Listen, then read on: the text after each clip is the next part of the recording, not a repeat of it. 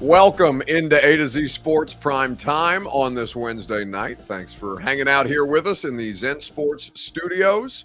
Lovely to have you all in for another edition of the Primetime Show. For some reason, the chat is debating presidential candidates. I don't imagine we're going to do too much of that tonight. But if you are feeling let down by your options in said presidential race, we can talk about letdowns tonight, certainly. We'll get into what Mike Vrabel had to say about some of the issues that they've been having earlier today. You'll also hear from Ryan Tannehill. We'll do a rising and falling segment at the end of the show, and we'll look forward to spending some time together talking about your favorite football team. Karen O'Keefe says, I miss Facebook. Yeah, I don't know what's going on with the Facebook situation. As far as I know, it's still not happening on Facebook, but I'm like a mushroom. They keep me in the dark at this point with everything that's happening. That's not true. They're very up to the minute updating me on things that I probably know more than I need to know. But as far as the Facebook situation, not sure what the deal is. Buck and Burt 2024 says Stephen King of his electoral options. No, well, Burt certainly can't be on a presidential tape. Burt 2024 says be friends. That's even less wise. But listen, if you can elect some of the people that have been elected as of late, then why couldn't you put Burt up there? Apparently, there are no rules when it comes to the election cycle on either side. Anyway, not looking forward to that in the upcoming year, but we can look forward to some discussion together. We would be happy if you guys would share this show around on Facebook, YouTube, Twitter, and on Twitch. If you're hanging out on Twitter, please retweet the show. Bottom right-hand corner of your screen is where you do it. Facebook Live, except you're not there, so I don't need to tell you about Facebook Live tonight. YouTube or Twitch, like the video, subscribe to the channel. We would appreciate you doing that. If you've done that, tell a friend to do the same, and we would be grateful for their participation as well. William Jones says Facebook is for the senior citizens. Yes, and since we were talking about presidential candidates earlier, both of them are senior citizens. So perhaps if we did do an A to Z Sports presidential debate, it would be on Facebook for the senior citizens. But in the meantime, we'll talk Titans here on YouTube, Twitch, and Twitter. Welcome into A to Z Sports Primetime from the Zen Sports Studios. I'm your host, Buck Rising, and I am proud, as always, to be presented to you by Zen Sports. Promo code ATOZTN gets you unlimited 5% cash back for your first 15 days of betting. Download the Zen Sports app today to get in on the action. The law offices of Amanda J. Gentry, wherever justice demands, Amanda J. has you covered. The best in the business can be found at amandajgentry.com. And TrueMav Fitness in the Gulch, the best workout in Middle Tennessee, the best coaches, and the best facility. TrueMavFitness.com, where your first workout is free. So as we look at the Tennessee Titans and talk about the areas where they've been a bit of a letdown, there's two Titans players who need in particular to step up. I had a really good discussion today on the install. We did the Greg Cosell podcast at about 3:00 Central Time this afternoon, and we were talking about specifically Andre Dillard and solutions that they might have at left tackle. Andre Dillard is not getting better, it would seem, but there are two players that I think are capable of getting better that would make a difference for this football team. So I want to start on offense first, and in the comment section on Facebook, YouTube, Twitter, and on Twitch, we can talk about this together. Which offensive player do you think has been short of expectations, the most short of your expectations for him? Offense first, that's where we'll start. Your Two Rivers Ford take is, of course, presented by Two Rivers Ford, quality American-made Ford vehicles, award-winning customer service. Go to Two Rivers Ford in Mount Juliet or online at tworiversford.com. So which offensive player has fallen the most short of expectation? For Eric Alonzo, he says it's Tannehill and Tannehill. For Jacob Ray, he agrees Ryan Tannehill has fallen short of expectations. For Jacoby on YouTube, he says Treylon Burks. Offensive line as a whole, says Dre Wilson. Nuclear says Burks is a bust. You know, the Treylon Burks thing, I don't know what my expectations for Treylon were. But I did think that he would be more consistent to date in year 2 than he would be. I don't know that he's a bad player. I don't think Treylon Burks is a bad player, but I know they're not getting a lot out of him, right? He had the big play down the field, but the drops are all over the place. In the Saints game and in the Browns game that are really concerning. You could argue that they've all fallen short of expectation, and maybe that's fair, but Treylon Burks is supposed to be a legitimate difference maker. Again, I say it's not his fault that he was a part of the A.J. Brown transaction, which is as harmful. Everything that's happened to your offense, that might be the most harmful thing that anybody has done to your offense is trade away A.J. Brown.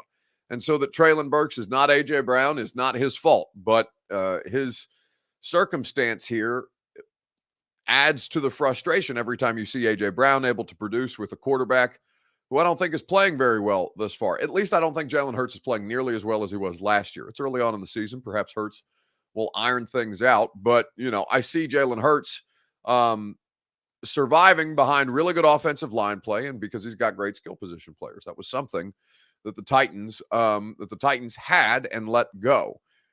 It does start up front first and foremost. The biggest reason that they are a problem offensively is because of the offensive line. But I didn't have high expectations for the offensive line. In fact, I thought the offensive line was going to be an underwhelming group. And thus far, it doesn't mean they can't change things, doesn't mean they can't shift the narrative, but thus far they have, been right about where I expected them to be, which is a below average group in the league. But the Burks thing is really frustrating. I think if you're somebody who looked at this team and said, all right, reasons why this might be able to work this year, Treylon Burks is a big part of that. And thus far, he's really not been a factor in ways that you need him to be. You'll hear from Ryan Tannehill here in just a second on Treylon Burks. Right after, I remind you that the Primetime Show is presented by the law offices of Amanda J. Gentry. AmandaJGentry.com is where you go for the kind of constitutional rights protection that you deserve, that you should expect. We have higher expectations of Treylon Burks. If you have higher expectations of the people who are there to protect you, Amanda J. Gentry will go above and beyond wherever justice demands. Practicing in Tennessee family and criminal courts in 35 counties in the state of Tennessee. AmandaJGentry.com is where you go for more information. So who has fallen most short of expectation? The offensive line is bad, as I said, but I didn't have expectations for them this year. Treylon Burks, I did, and thus far, Treylon Burks has not lived up to said expectations. I feel good with Treylon. I think he's made a couple plays for us. We've missed a couple plays together, so I don't think I'm concerned about it. I'm excited about what he brings to the table and how he can give us opportunities down the field. We just want to be consistent in making those plays and not being, close. Is he somebody who, when he makes all those plays down the field, like you said, when you talk about limiting the long developing route concepts where his impact can be minimized by pass protection issues?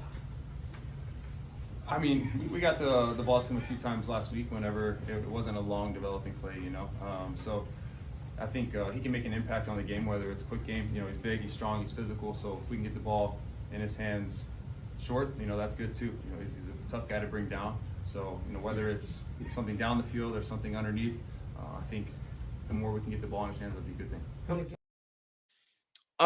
So that is Ryan Tannehill speaking about Treylon Burks today.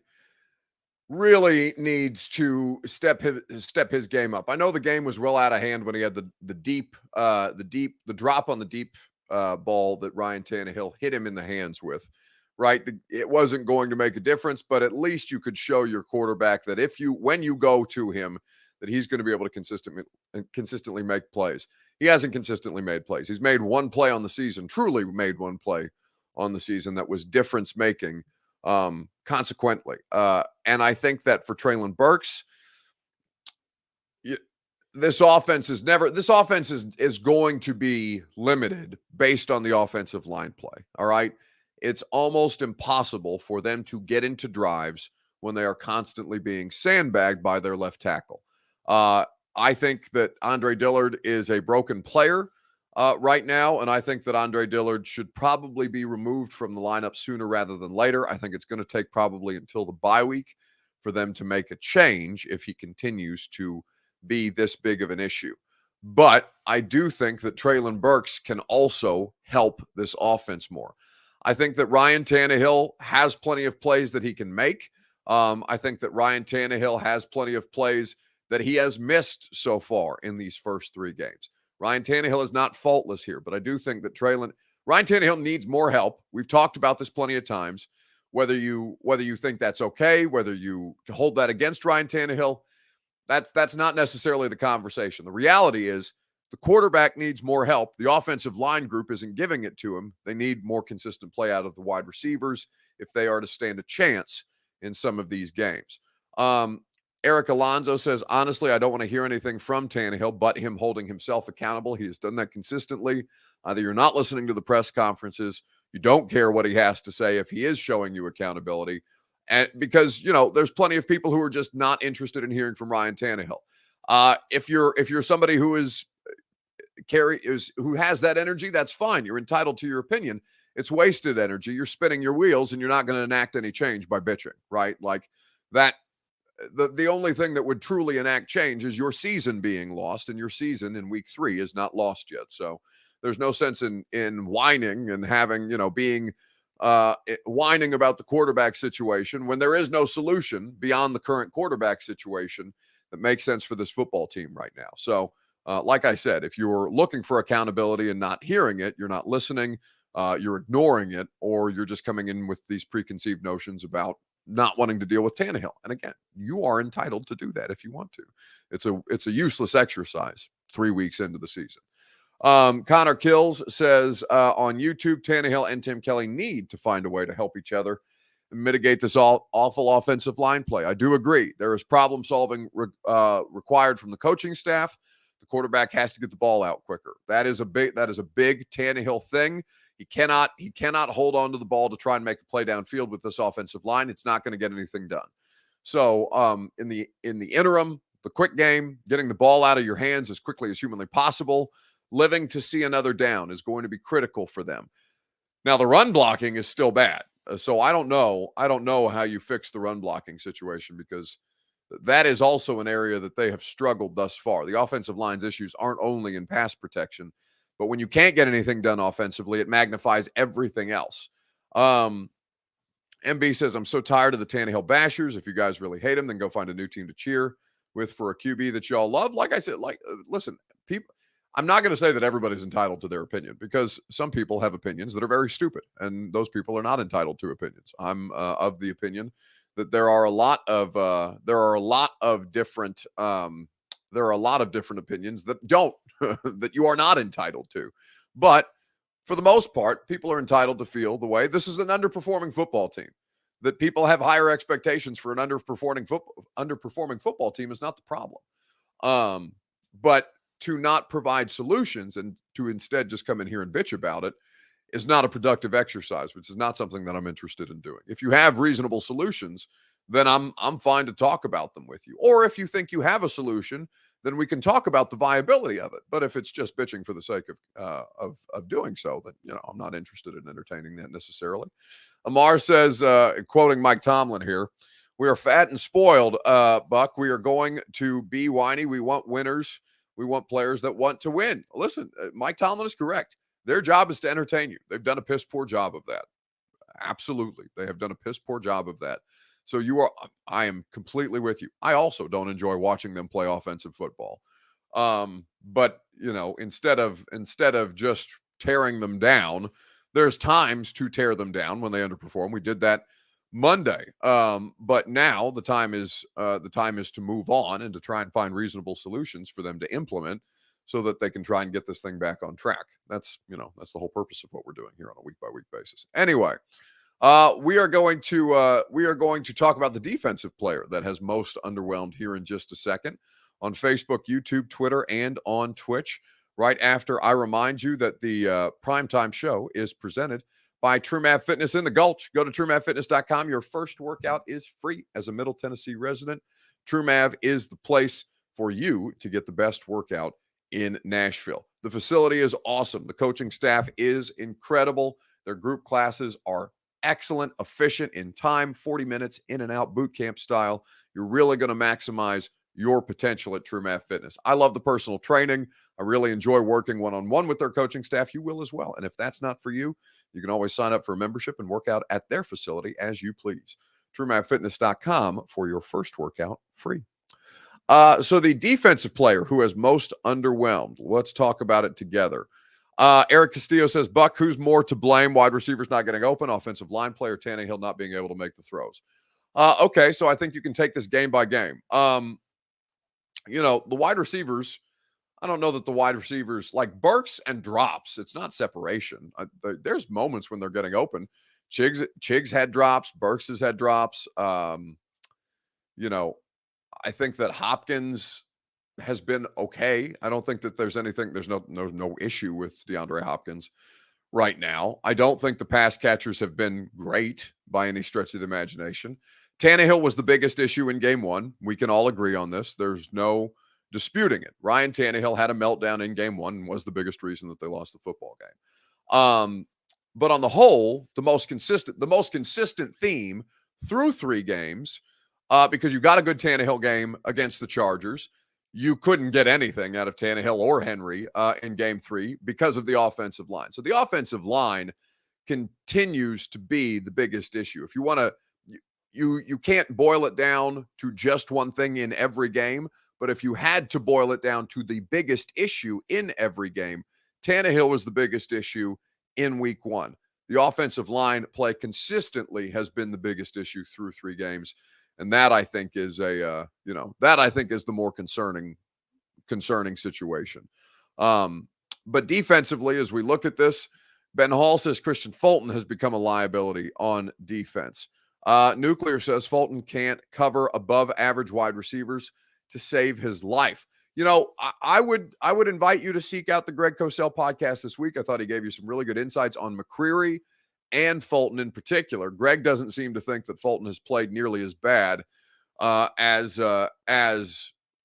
it would seem by the eye test that he has. I'm not saying that Christian Fulton has been good.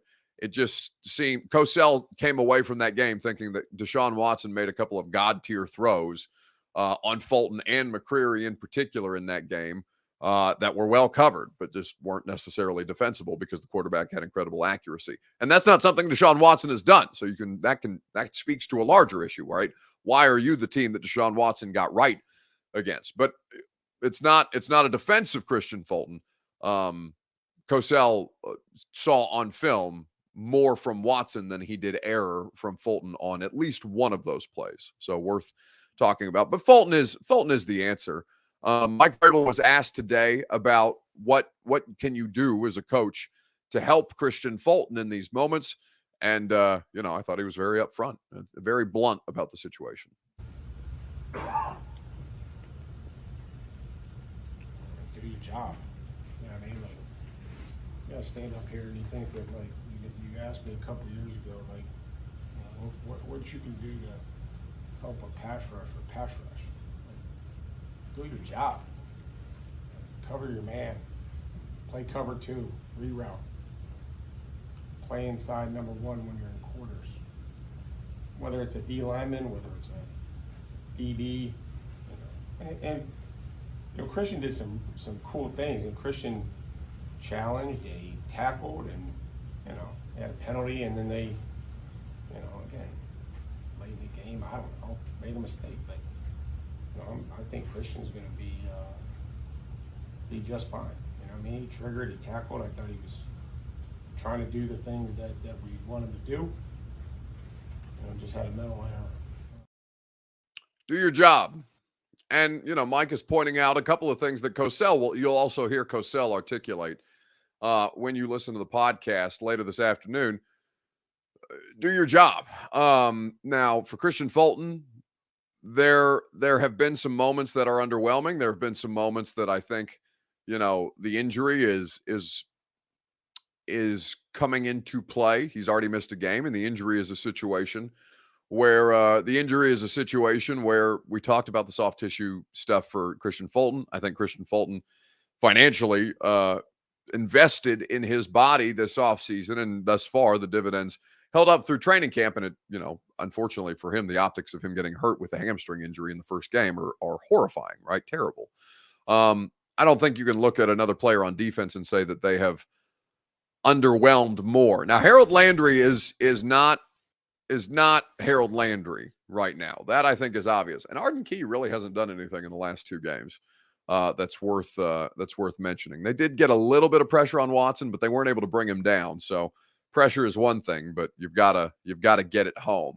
Ben Hall says that was actually a really good answer from Vrabel. This isn't college. And yeah, I agree. Like Vrabel is Vrabel, some of you guys take issue with the way that Vrabel goes about things because you want explanations from him and he's not going to give them to you, right?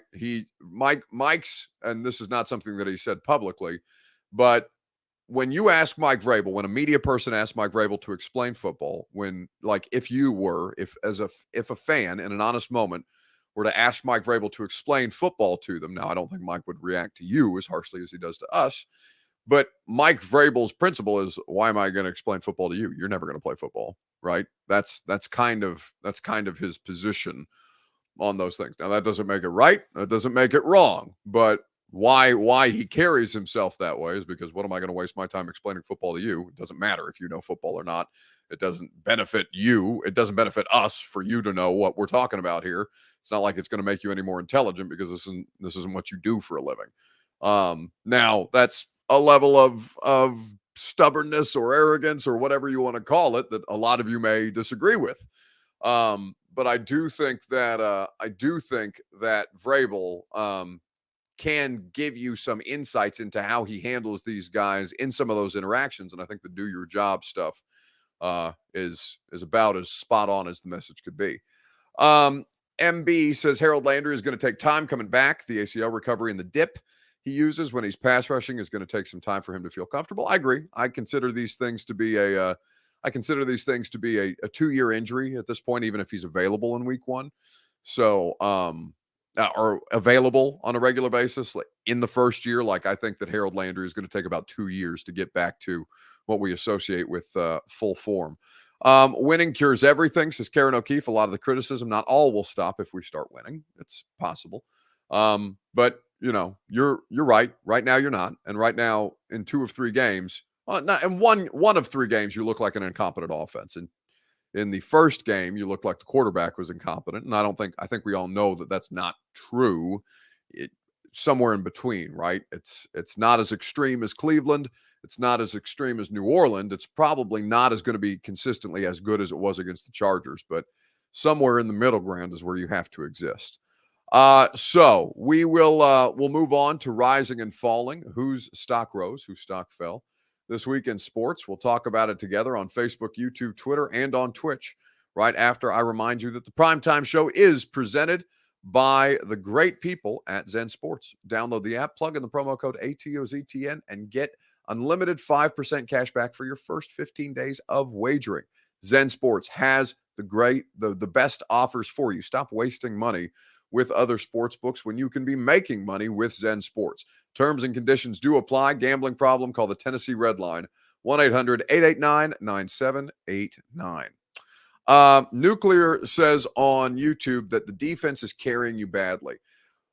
Well, Boss Man says you have a habit of saying Facebook. Yeah, I know. I see. I've been saying Facebook for 5 years. Apparently, Facebook is not working for the first time in 5 years. So yeah, it's just kind of baked in at this point. That's probably going to take some time, unless Facebook comes back miraculously. But I don't know what's going on with Facebook. Again, above my pay grade. But Nuclear says this team is going through a slow rebuild process. The defense is carrying you badly. Well, that's the problem. The defense can't carry you on a regular basis. The defense, you don't have an elite defense. Cleveland has an elite defense. San Francisco has an elite defense. Elite, that's probably the list. I think the Steelers have a good one. The Steelers and the Titans are probably more comparable than are the Titans and the Browns or the Titans and the Niners. I think that the Cowboys should. I don't know what the hell happened to them against the Arizona Cardinals, but I think that's more likely to be the exception than it is the rule. But I don't think the Titans have an elite defense. The Titans' passing defense is, again, poor. the Titans pressure up front. Jeff Simmons is in the top 10 in defensive line pressures. But beyond the first game, Arden Key hasn't done much. Harold Landry hasn't been overwhelmingly impactful. Autry wasn't totally healthy in this game. He probably won't be throughout the course of the season. But I think that when it's just Jeff and Autry, they still need guys who can win on the edges. And right now, that's not happening. So I do think that the defense is not carrying anybody right now. In fact, you needed the defense to carry you against the Browns, and the defense was not able to do so. He adds the pass defense is going to be bottom 3 if we keep playing the way that we do. I agree. You can't keep giving up these explosive plays. Anyway, who stock rose, whose stock fell this week in sports? Let's see. Across all levels of football, defense can't really carry Yusuf Ben Hall. I agree. Goku says it's still early though. Yeah, but you don't get the benefit of the doubt of it's still early. You were the 32nd ranked passing defense last year. You don't get the benefit of the doubt of it's still early. Figure it out. I think that the people, a lot of people nominating Josh Dobbs, Dre Wilson, Eric Castillo. Dobbs is a great candidate. Josh Dobbs getting his first career win as a starting quarterback was great.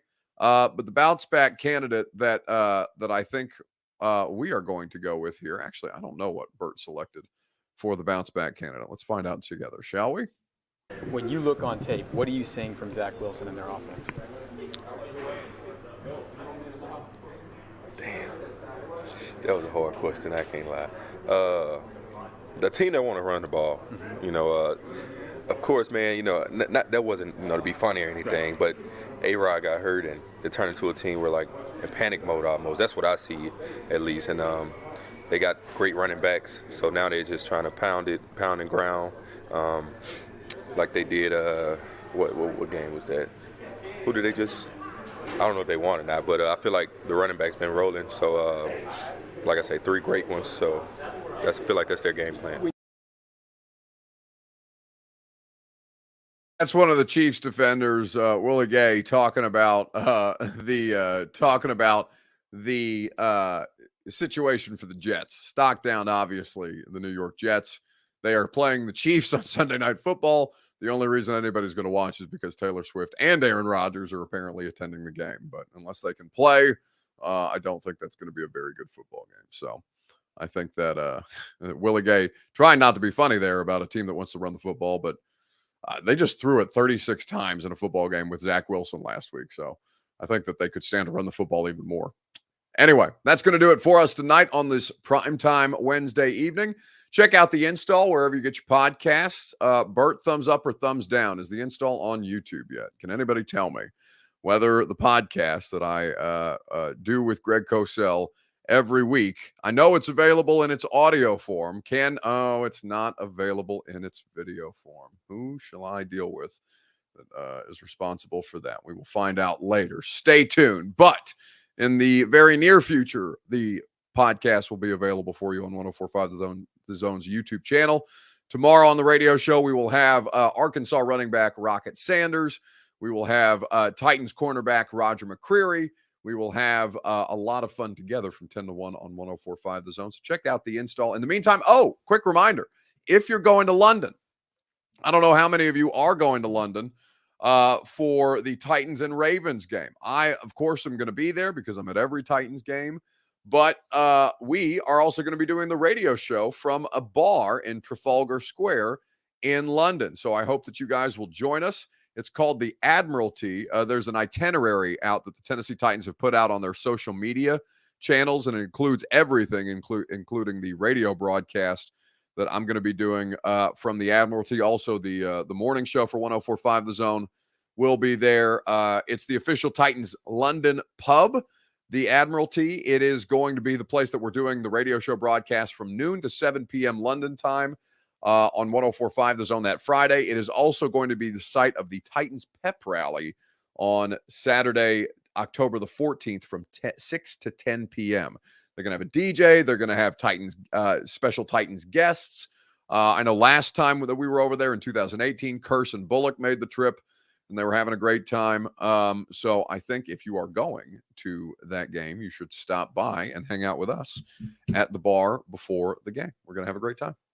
All right. Have a great rest of your evening. Radio show tomorrow from 10 to 1. Last primetime show tomorrow night as well at the 2-minute warning of Thursday Night Football. See you guys.